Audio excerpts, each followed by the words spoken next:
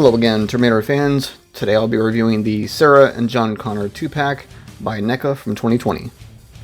I got this off Target.com in March of 2022 for $55 and shipping was free. Time to open it up. Sarah Connor is 6.5 inches tall. Articulation, leg, upwards, outwards. It's kind of a tight joint. Can swivel. And knee doesn't really move back that much, but you can also swivel it.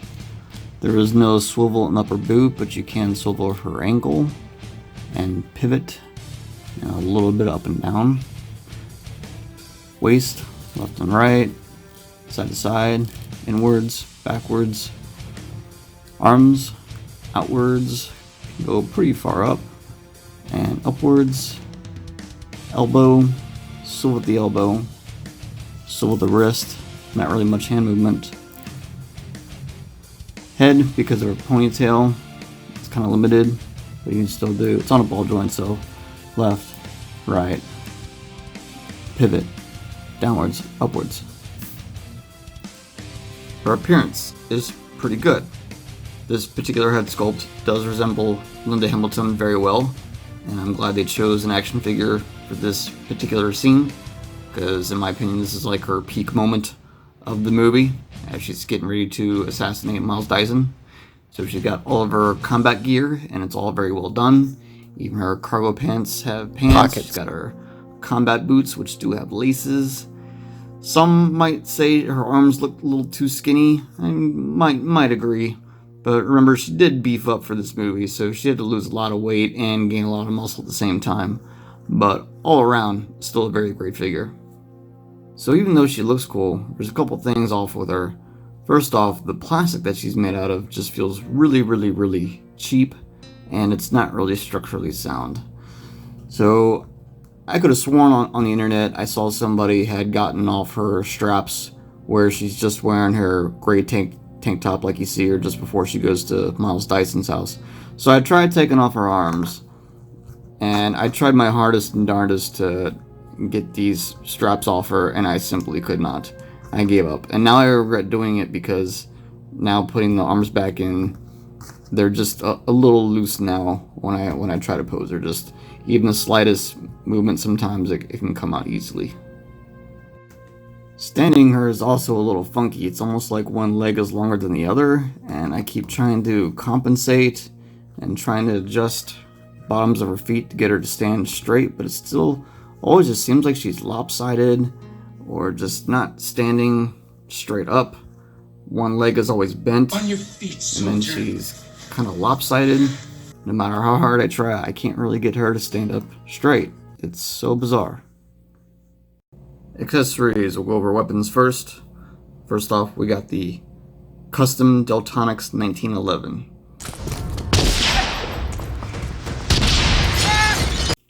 Getting her to hold her Custom Deltonics 1911 was probably the easiest, but even this is not perfect. But here's some pictures anyway. It's all your fault! Motherfucker, it's all your fault! What? I'm not gonna let you do it. Next we have the Remington 870 that you see her using towards the end. I don't know why, I'm not a gun person, maybe one of y'all can tell me why this moves like this. I tried Googling it and I couldn't figure it out. She also comes with the combat knife that you see her carving No Fate into the table, and it fits just perfectly into her sheath.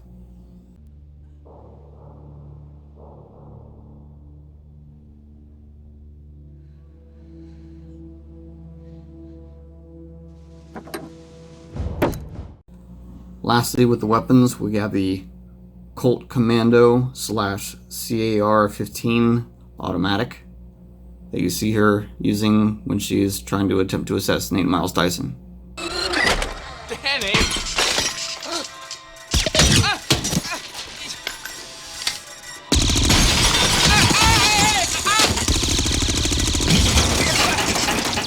And finally, we got 2 extra head sculpts here. So by default, I believe she wears this one out of the package, and it's not bad.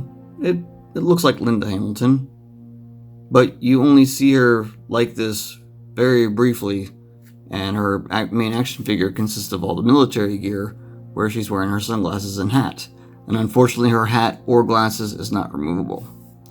Then you also get this head sculpt, which you see her towards the end of the movie when they're at the steel mill, and I don't know, she just doesn't look, I don't know, like, not the best of her days. Of course, they had gone through a lot by the point of this movie, but just, I don't know, just something's wrong with her makeup, and her facial expression just doesn't look right to me. John Connor is just below 6 inches tall. Articulation, leg, upwards, outwards, swivel upper leg. Knee can only go so far back and can swivel. Feet, not much left and right, can't even really pivot or go very much up and down. There is a inner chest joint, you can only click in once, that's as far as you get. Arms, outwards, upwards, elbow, swivel the wrist, not much hand movement. Head, right, left, pivot, downwards, upwards. His appearance is awesome. It looks just like Eddie. It's actually kind of creepy how much it looks exactly like him. I love his facial expression, it's age appropriate. They even got that little extra bit of hair going down the side of his face. I love the camouflage jacket. Of course, they are missing the Public Enemy shirt due to copyright. Nothing you can really do about that. He's got his sleeves semi-rolled up, just like in the movie. Got his wristwatch. And his jeans have like a shade of green, like they're dirty jeans, or like he was rolling around in the grass.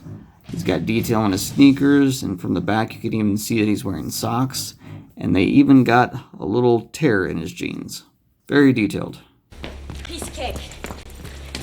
We got company. Police? Accessories. You will get his blue book bag, which you can put completely on him. It's got 2 straps, and it can go all the way around his body. And of course, you also get his little computer hacker gizmo thingamablob that you see him use in the movie. And it even has the credit card on the opposite end. Keep in mind, this piece is fragile, so as I was unraveling it, it can come into 2 pieces. So you do have to very carefully put it back in. Perhaps I need to glue it. And finally, you will also get the T-101 arm and hand from the first movie. Now to open this, you gotta smash it hard on the floor. No, I'm kidding. Yeah, you just pop the lid right off. But I am surprised how dark the case is. It almost looks like it's aged a little bit. It's kind of got a tint of yellow. You would think it would be nice, clean, clear, new looking, but it's not.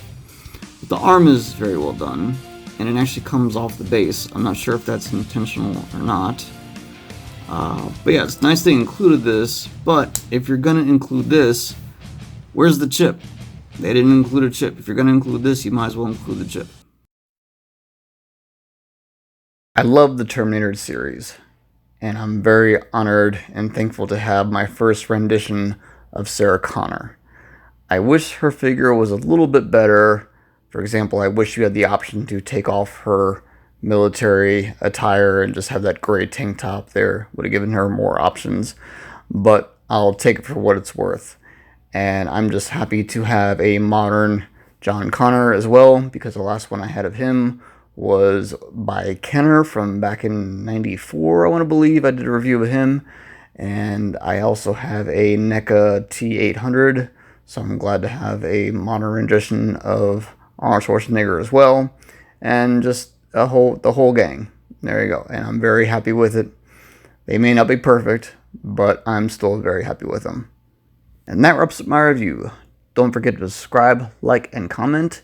And please try to watch more of my videos. The more time you spend watching my videos, the closer I can get to actually getting paid for my videos.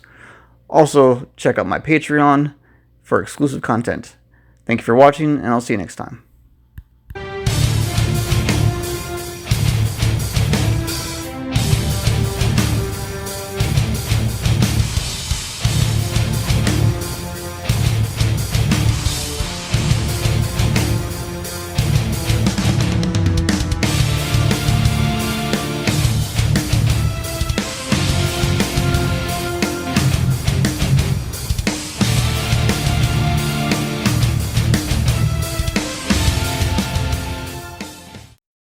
Watching John with the machine, it was suddenly so clear.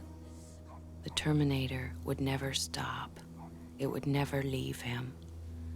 And it would never hurt him, never shout at him or get drunk and hit him or say it was too busy to spend time with him. It would always be there, and it would die to protect him. Of all the would-be fathers who came and went over the years, this thing, this machine, was the only one who measured up. In an insane world, it was the sanest choice.